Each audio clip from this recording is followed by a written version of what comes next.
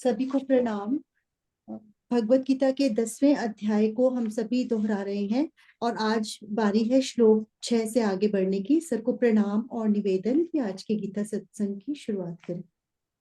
ओम वसुदेव सुतं देवं कंस चाणूरमर्दनम देवकी परमानंदम कृष्णं वंदे जगद्गुरुम। सभी को बहुत बहुत हम गीता जी के 10वें अध्याय का रिवीजन कर रहे हैं और कल हमने श्लोक नंबर 4 और 5 लिया था, जिसमें भगवान जी ने कहा था कि जो ये 20 भाव हैं, अपने 20 तरह के भाव भाव बताए थे उन्होंने। भवन्ति भाव भूतानां मते पृथक विधा, कि ये जो अलग अलग 20 भाव हैं और ये अनेक प्रकार के और अलग अलग 20 भाव मेरे से ही होते हैं। तो इसमें जो बात आई थी ये लास्ट वाली, कि ये जो अनेक प्रकार के भाव हैं वो मुझसे ही होते हैं। तो इसका मतलब ये है कि जो इस संसार में जितना भी ऐश्वर्य है, शक्ति है, प्रकाश है, वो भगवान से ही आता है। जैसे हमारे घर में जितने भी बिजली के उपकरण हैं, उनमें जो भी क्रियाएं होती हैं, जैसे बल्ब में रोशनी, पंखे में उसका चलने से हवा, फ्रिज में ठंडक, हीटर में गर्मी, सारे सारे जितने भी उपकरण हैं ये अलग अलग तरह से बिहेव करते हैं, लेकिन इनके पीछे जो सत्ता है वो बिजली की है। तो यहाँ पर जो भगवान ने कहा है कि ये जितना जो कुछ भी ये 20 भाव हैं, उनके पीछे सत्ता मेरे से है। और ये पृग विधा जो कहा, ये अलग अलग तरह की विभूतियां जो इसमें बताई गई हैं भगवान ने, बुद्धि, ज्ञान, ये सारी की सारी एक किस्म से भगवान की विभूतियां हैं। जैसे बुद्धि की बात करो, ज्ञान की बात करो, असम्मोह, असम्मोह का मतलब मूढ़ता से मुक्ति, क्षमा, सत्य, दम, शम, सुख, दुख, भाव, अभाव, भय, अभय, अहिंसा, समता, तुष्टि, तप, दान, यश और अपयश। अब इसमें अगर एक दो को छोड़ दें, जैसे भय, अभाव और अपयश, तो बाकी सारे जो हैं वो एक सकारात्मक भाव हैं और ये 3 जो हैं ये नकारात्मक भाव। अब ये जो अपयश है, यश के साथ जुड़ा हुआ। यश की सत्ता तभी है, सॉरी, अपयश की सत्ता तभी है जब तक यश है। अगर यश का किसी की कामना ना हो तो उसके लिए अपयश का कोई मायने नहीं। अगर कोई अभय है तो भय की कोई सत्ता। और इसी प्रकार भव और अभाव की बात, तो अगर मनुष्य संतुष्ट है, उसके पास जो कुछ भी है उसमें संतुष्ट है, तो उसे अभाव का कोई मतलब ही नहीं है, उसके लिए अभाव कोई चीज नहीं है। तो ये सारे के सारे जो गुण हैं, ये सारे के सारे भगवान की विभूतियां हैं।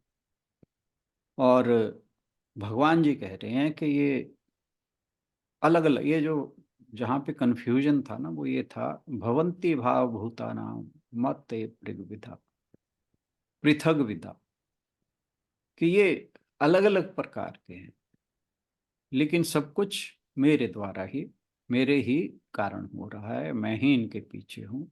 जैसे मैंने एग्जाम्पल दी बिजली के उपकरणों की।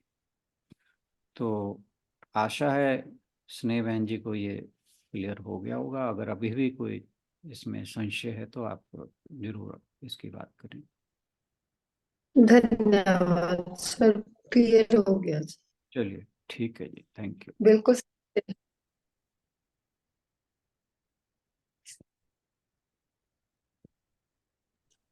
हाँ जी, कुसुम लता जी। हाँ जी, शुरू कर दीजिए। हाँ जी, हाँ जी। आप सभी को प्रणाम। ओम परमात्मे नमः। अथ 10वां अध्याय। महाश्रेय सब पूर्वी चत्वारो मनवस्था मद मद मद मदभावा मानसा जाता याम लोक इमा प्रजा। सप्त महर्षि, उनमें भी पहले होने वाले 4 संकाली तथा 14 मनु, ये सब के सब मन से पैदा हुए हैं, मुझमें भाव भक्ति रखने वाले हैं, जिनको संसार में यह संपूर्ण जिन संसार में यह संपूर्ण प्रजा है। भगवान जी कह रहे हैं, जो भगवान जी ने अर्जुन को अपनी विभूतियों के बारे में, इस श्लोक में भगवान जी ने अपनी विभूतियों के बारे में अर्जुन को बताया है। अर्जुन की भगवान के प्रति जानने की इच्छा के कारण भगवान ने उनको अपना मित्र जानकर अपनी विभूतियों के बारे में बताया है। क्योंकि अर्जुन था वह है दोष दृष्टि रहित था, इसलिए परमात्मा ने उनको अपनी विभूतियों के बारे में बताया है। सब महाश्रेय शब्द, जो दीर्घ आयु वाले, मंत्रों को प्रकट करने वाले, ऐश्वर्यवान, दिव्य दृष्टि वाले, गुण विद्या आदि से भी धर्म का साक्षात करने वाले और गोत्रों के प्रवर्तक हैं, ये सातों गुणों से युक्त ऋषि सप्तऋषि कहे गए हैं। ये वे सातों ऋषि उपयुक्त सातों ही गुणों से युक्त हैं। और भगवान जी कहते हैं ये सातों ही वेदवेता हैं और धर्म का आचरण करने वाले हैं। और इन्हीं 7 ऋषियों को यहाँ महर्षि कहा गया है। पूर्वे चतवार है सनक सनंदन सनातन और सनक सनंदन सनातन और सनत कुमार। ये जो चारों ही ब्रह्मा के तप करने पर सबसे पहले प्रकट हुए हैं। फिर भी ये चारों भगवत स्वरूप हैं। इनको इनको ये 5 ये जो चारों हैं 5 वर्ष की अवस्था के रूप में रहते हैं। और ये जो इनके मुख से हमेशा हरि शरणम का उच्चारण होता रहता है। और ये जो चारों हैं ये परमात्मा की भक्ति में हमेशा लगे रहते हैं। और एक प्रवक्ता बन जाता है और 3 श्रोता बन जाते हैं और चारों मिलकर अपने परमात्मा की भक्ति में भगवत कथा करते हुए सुनते रहते हैं। ब्रह्मा जी के एक दिन में 14 मनु होते हैं और ब्रह्मा जी की आज्ञा से सृष्टि के उत्पादक और प्रवर्तक सभी ब्रह्मा जी की आज्ञा से सृष्टि के उत्पादक और प्रवर्तक हैं। मात्र सृष्टि भगवान के संकल्प से पैदा होती है, परंतु इनमें सप्तऋषि आदि को भगवान के मन से पैदा हुआ कहा गया है। इसका कारण यह है कि सृष्टि का विस्तार करने वाले होने से सृष्टि में इनकी प्रधानता है। दूसरा कारण यह है कि ये सभी ब्रह्मा जी के मन से अर्थात संकल्प से पैदा हुए हैं। स्वयं भगवान ही सृष्टि रचना के लिए ब्रह्म रूप से प्रकट हुए हैं। अतः 7 महर्षि, 4 सनकादि, 14 मनु, इन 25 को ब्रह्मा जी के मानस पुत्र कहा गया है। ये सभी मेरे, भगवान जी कह रहे हैं मद्भाव, ये सभी मेरे से ही भाव अर्थात श्रद्धा प्रेम रखने वाले हैं। संयोग से उत्पन्न होने वाली प्रजा बिंदु कहलाती है और शब्द से उत्पन्न होने वाली प्रजा नादज कहलाती है। बिंदु प्रजा पुत्र परंपरा से और नादज प्रजा शिष्य परमात्मा परंपरा से चलती है। सप्त ऋषियों और 14 मनुओं ने तो विवाह किया था, परंतु जो 4 ऋषि हैं सनक सनंदन सनातन और सनत कुमार, ये इनका विवाह नहीं हुआ था, इसलिए यह अतः इनसे उपदेश प्राप्त करके परमार्थिक मार्ग में लगने वाले प्रजा नादज हैं। अब और आगे जितने संत महापुरुष पहले हुए हैं, अभी हैं और आगे भी होंगे, ये सब उपलक्षण से उनकी ही नादज प्रजा है। 7 महर्षि, 4 सनकादिक, 14 मनु, ये सब भगवान के मन से पैदा होने के कारण भगवान के अभिन्न अंग हैं। इसमें परमात्मा ने अपनी विभूतियों का वर्णन अर्जुन को बताया है, क्योंकि अर्जुन की भगवान के प्रति अगाध श्रद्धा के कारण परमात्मा ने उनको अपनी विभूतियों के बारे में बताया है। जैसे कोई टीचर होता है, अगर बच्चे क्लास में कोई बच्चा अपने उनके लेक्चर को ध्यान से सुनता है और बाद में कहता है भाई मेरे को इसकी बात की समझ नहीं आई, तो फिर जो टीचर का और मन करता है कि मैं इसको अच्छी तरह समझाऊं, जैसे राणा सर हमें बताते हैं, ऐसे ही भगवान ने अर्जुन को अपनी विभूतियों के बारे में विस्तार से बता रहे हैं। इसमें इतनी है सर। हाँ जी, आपने एक और भी लेना है?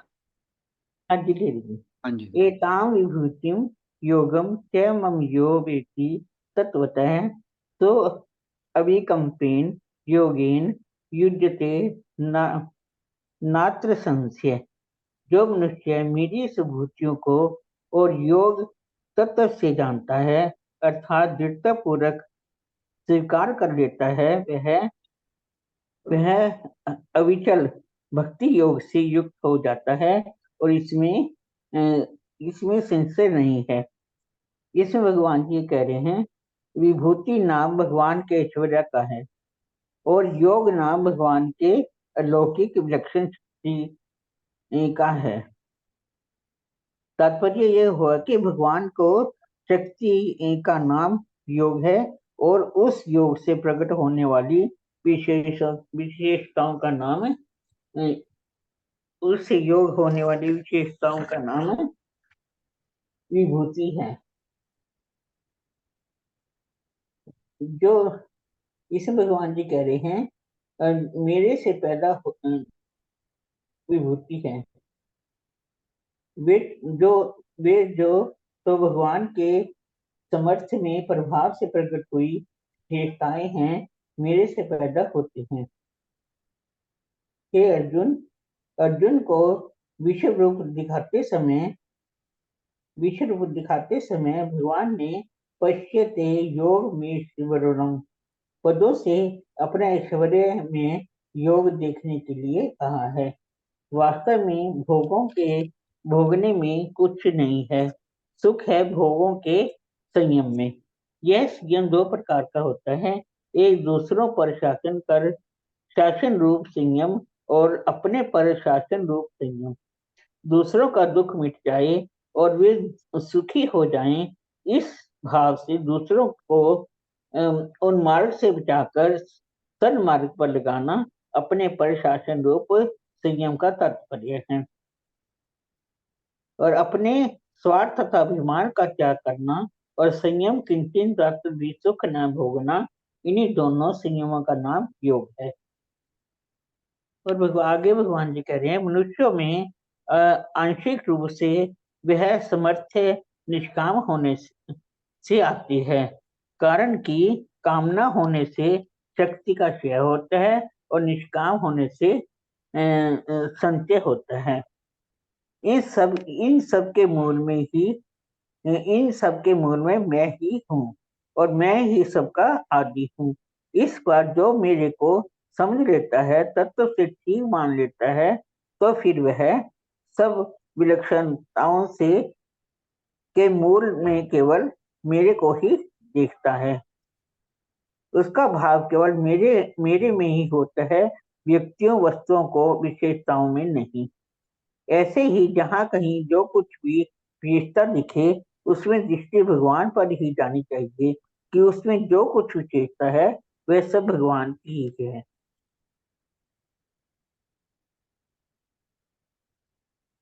और सारी सृष्टि के जो जितने भी हमारी जो सृष्टि है, उसके जो उसके रचनाकार और लीन करने वाले परमात्मा खुद ही हैं। इसलिए जो हर के आगे भी भगवान ने, आगे के श्लोकों में भगवान ने अपनी विभूतियों के बारे में खोलकर वर्णन किया है कि जो भी कुछ संसार में दिखाई देता है, सब मेरी ही सब मेरी ही विशेषताएं हैं।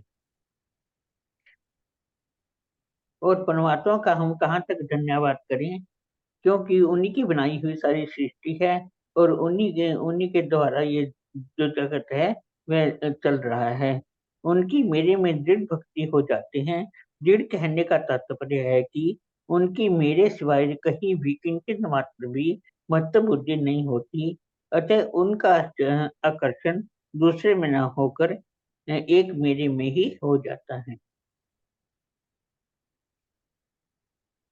हमारा भी यही फर्ज बनता है कि हम भगवान के प्रति अपने आप अपनी इंद्रियों को संयम करके अपना परमात्मा के प्रति जितना हो सके अपनी अपने से अच्छे कार्य करने चाहिए और अपनी इंद्रियों को संयम करके इन इन इन जो हमारे में विकार हैं उनका सुधार करें। वो परमात्मा ने। थैंक यू बहन जी। हाँ जी, आपका तो नहीं, मेरे को बस है आपको क्या। नहीं, आपने बड़ा अच्छा बोला, थैंक यू। Thank you. मेरे को 6 वाले में एक छोटा सा डाउट था जी कि हमने ये रेफरेंस किया था कि जो हमने बीज का किया था कि बीज से पहले रूट एक बीज से जड़ फिर अंकुर फिर शाखाएं फिर अन्य शाखाएं और सब शाखाओं में पत्ते फूल और फल। इस तरह से बीज पूर्णता को प्राप्त होता है। तो इस पर अगर हम विचार करते हैं तो ये सिद्ध होता है कि ये सब उस छोटे से बीज का विस्तार है। सिमिलरली मैं एक मूल तत्व, मैं से मन उत्पन्न हुआ, इसी मन से 7 ऋषि और 4 मनु उत्पन्न हुए। मैं से मन कैसे उत्पन्न, मतलब ये चीज से हम क्या, मतलब व्हाट डू यू इन्फर? हाँ, यहाँ मैं से मन जो है वो भगवान जी अब मैं ब्रह्मा जी को कह रहे हैं। अच्छा, तो ये जो चारों कुमार और सप्तऋषि और मनु, 14 मनु, इन सब को ब्रह्मा जी का मानस पुत्र कहा जाता है। ये तो आई थी ना बात, आपने ध्यान दिया हो। हाँ जी हाँ जी हाँ जी हाँ जी। तो मानस पुत्र इसलिए कि ये अब ब्रह्मा जी जो जब उन्होंने सृष्टि की रचना की तो कोई ये जो मानस पुत्र जिन्हें कहा है ये स्त्री पुरुष के संयोग से पैदा नहीं हुए। हाँ जी हाँ जी। ये ब्रह्मा जी ने अपने मन से संकल्प किया संकल्प से, हाँ जी। और उससे ये 14 मनु, सप्तऋषि और 4 कुमार ये उत्पन्न हुए और इन्हें सृष्टि के विस्तार का काम दिया गया। जो चारों कुमार थे वो तो जैसे ही उत्पन्न हुए और उन्होंने तुरंत उस संसार से विरक्त हो गए और उन्होंने कहा कि हम संसार के विस्तार का काम नहीं करेंगे। फिर ये जो सप्त ऋषि थे ये, और 14 मनु, इनको ही जो है सृष्टि के विस्तार का काम दिया गया, और इन्हीं से ही जो प्रजा है वो उत्पन्न हुई। जो मनुष्य नाम आया है वो मनु के पुत्रों के नाम से आया है। तो मनुष्य जो प्राणी जगत है ये मनु से उत्पन्न हुआ, और ऋषि मुनियों और मनु से जो ये आगे प्रजा उत्पन्न हुई, इन्हें बिंदुज कहा जाता है, क्योंकि ये स्त्री पुरुष के संयोग से पैदा हुए। और जो ये 4 कुमार थे, इन्होंने जो है भगवान की महिमा गान शुरू कर दिया। ये तो इनका तो कहा ये जाता है कि ये जहाँ भी जाते हैं वो भगवान की महिमा का ही गुणगान करते हैं, और कहते हैं अगर इन्हें श्रोता नहीं मिलते तो इनमें से चारों में से बारी बारी एक वक्ता बन जाता है और बाकी 3 श्रोता बन जाते हैं।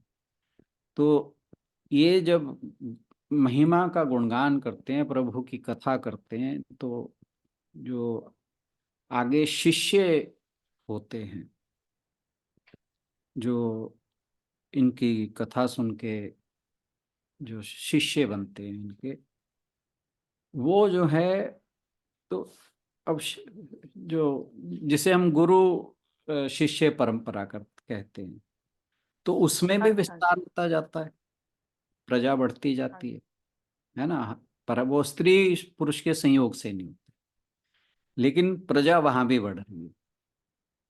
तो वो जो प्रजा है वो नादिज कही जाती है। हाँ जी। ठीक है और जी। एक चीज और थी जो आपने बताया था, समष्टि और व्यष्टि। हाँ, अ, एक ही इसको वस्तु हम मतलब लोक अगर में ब्रॉड समष्टि सेंस और में व्यष्टि। कहें, ब्रॉड सेंस में व्यष्टि जो होता है वो माइक्रोकॉस्म, और समष्टि जो है वो मैक्रोकॉस्म।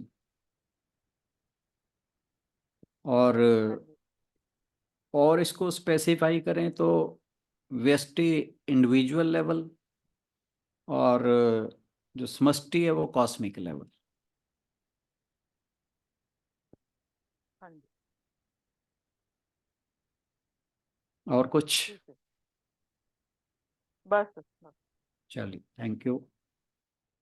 किसी और को कोई इन श्लोकों में संशय रह गया हो, कुछ बात क्लियर ना हुई हो, तो प्लीज पूछ लें। हाँ जी, जय श्री कृष्ण जी। श्री कृष्ण। आपने ये जो 10वें अध्याय का विभूतियों का सुनाया, हम्म, हमें पढ़ के बहुत अच्छा लगता था। अभी ये विभूतियां कृष्ण जी की हैं हम्म, जो आप, पर हमने आपकी वो बात समझ में आवती जो आप समझावा है भाई, ये शुक्राचार्य दैत्यों के गुरु मतलब वो होते हुए हम्म, इन्होंने कृष्ण जी ने अपनी विभूति कहा। युधिष्ठिर को बहुत ऊपर की मतलब सत्यावान मतलब सभी कुछ उनको होते हुए अर्जुन को अपनी विभूति कहा। जो आपने ये हमें समझाए ना, ये हमें हमें तो अपना पढ़ के गीता पढ़ के उसमें लिखा हुआ है अध्याय में, पर जो आपने बहुत डिटेल से हमें समझाया, ये हमें विभूतियों का मतलब आपके समझने से आप गीता में पढ़ते हुए भी अच्छा लगता है भाई। ये जो मतलब भाई कृष्ण जी का प्यार अर्जुन के लिए ज्यादा था, बेशक वो मतलब थे, वो तो एक रब का ही रूप थे, युधिष्ठिर भी मतलब सब कुछ, पर यमराज के अवतार थे वो। बहुत अच्छा मतलब समझ में। हम बहुत साल तक गीता पढ़ रहे, चलो 2-3 साल तक तो काफी समझ में आने लग गया। अब वो भूतियों के जैसा आपने स्पष्ट किया ना सबका, भाई वो मतलब राक्षसों के थे वो शुक्राचार्य जी। जी दिन जी। भी शुक्रवार इसीलिए रखा है। हाँ जी। तो मतलब बहुत अच्छा हमें। बाकी तो मुझे पता नहीं चला भी आज क्या था, क्योंकि शादी थी हमारे मिसेज के भतीजे की वहां चंडीगढ़। वो 2-3 दिन वहां लगे रहे। वो बहुत बहुत समझ में आया जी, बहुत अच्छा था। थैंक जय यू। Shri thank you. जय श्री कृष्ण। हाँ जी, किसी और को तो नहीं कुछ इस इन श्लोक नंबर 6 और 7 में कुछ पूछना हो? तो नहीं तो फिर श्लोक नंबर 8 और 9 सुवलक्ष्मी बहन जी शुरू करेंगी। सुवलक्ष्मी बहन जी से अनुरोध के वो आज के सत्संग की शुरुआत करें। प्रणाम सर। नाम